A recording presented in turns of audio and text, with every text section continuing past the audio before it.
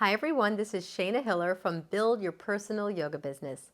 And today I'd like to talk about the number one mistake that online yoga teachers make. Teaching yoga online is not a very new phenomenon. However, it has definitely caught some traction since the onset of COVID and physical studios being closed, obviously. And it's an incredible opportunity for people to be able to practice from home, for you to be able to actually share more of your teaching with more people and not be limited to a studio.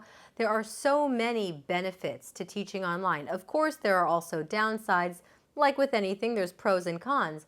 However, as the world of online yoga is undoubtedly growing, no matter what we prefer, what we want, it's growing and it's not going to go anywhere anytime soon. It's really important not to make this mistake. And this mistake may come as a surprise to you, but the mistake that I'm seeing so many yoga teachers making is that they're only teaching group yoga classes online. They're only teaching yoga online. You may say, wait a second, but I thought teaching yoga online was the goal. Well, yeah, you got to learn all about the tech stuff, figure it out, start doing it. And remember that teaching group classes, first of all, whether you are online or in person, is not the only avenue to take your yoga teaching. Of course, teaching private yoga is definitely viable online.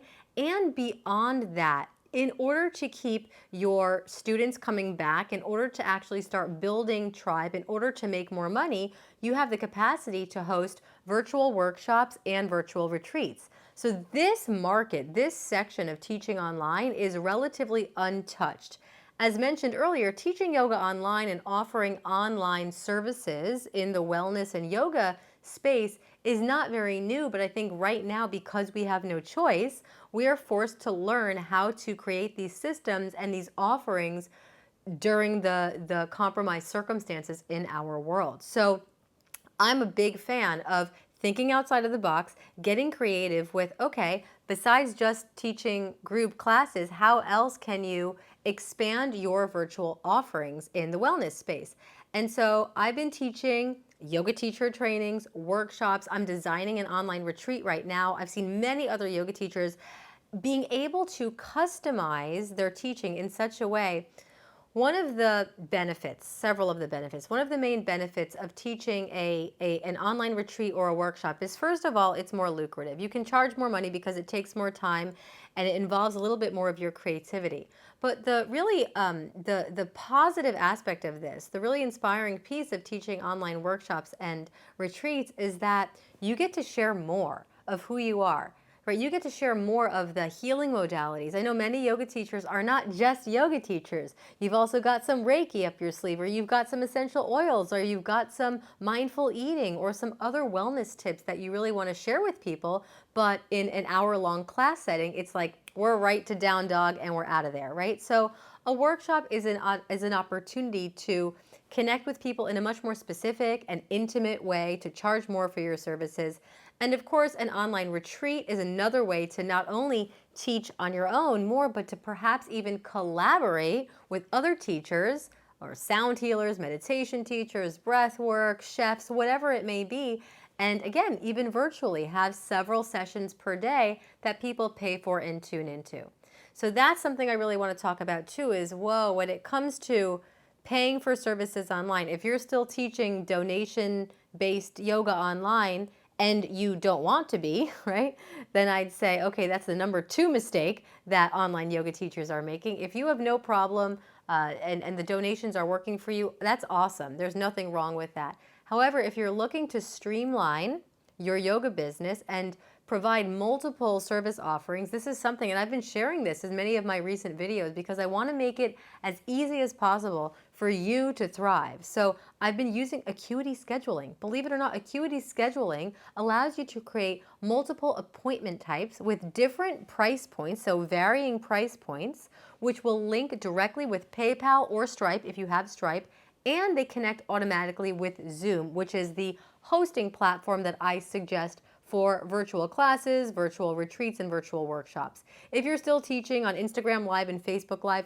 those are cool outlets for snippets, for like a 5-minute guided meditation or a 10-minute wake-up flow, or something where people who perhaps don't already know you can get a taste, a little flavor of your style and be intrigued and say, wow, I want to sign up for his or her Zoom class. Oh, wow, she or he is running an online retreat on, mindful eating and yoga for busy, stressed out people. I don't know. That's another point that I wanted to make, is that and this goes honestly for your group classes, if you really want to get more people into your group classes, be as specific as you can be. Many people are saying, oh, I'm teaching yoga at 10 a.m. I'm teaching yoga at noon.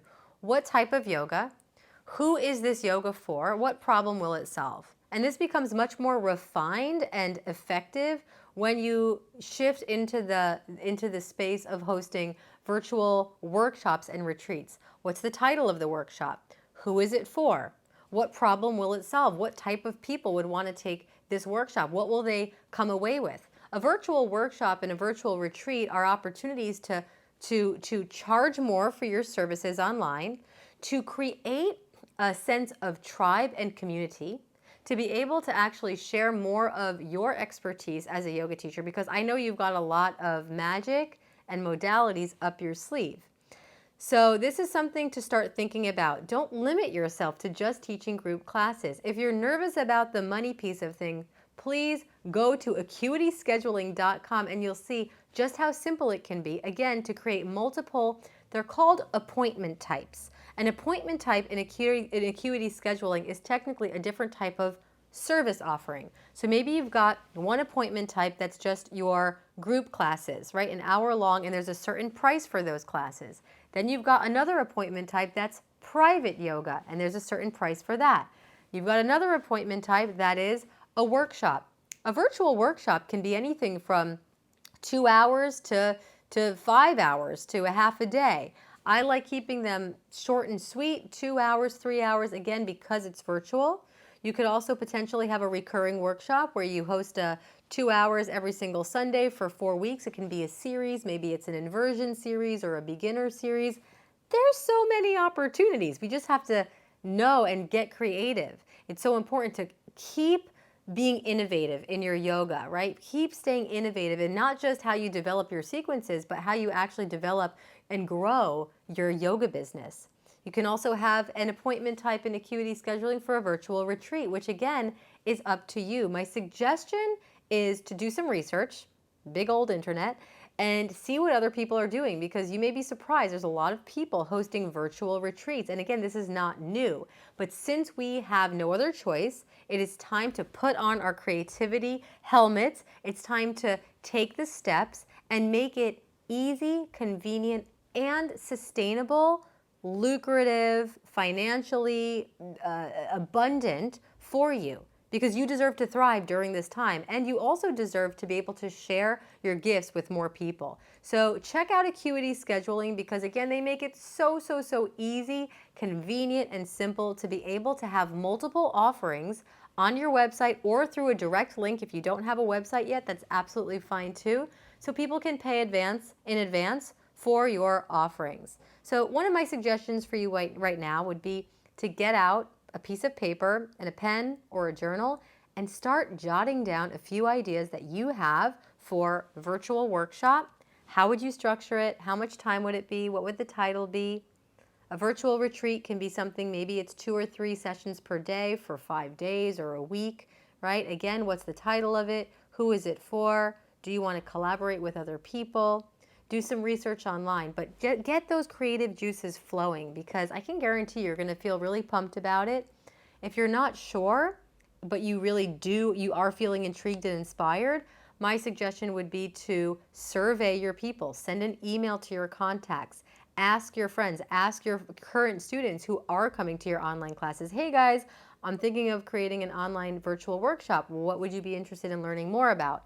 One of my students just put a survey on Facebook with 4 different options and is asking her Facebook people, hey, what are you guys interested in? It's the easiest way to get the answer. So I hope this inspires you. Start to brainstorm, and I can't wait to see what you create online.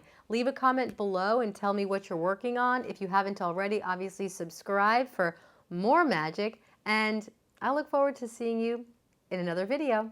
Namaste.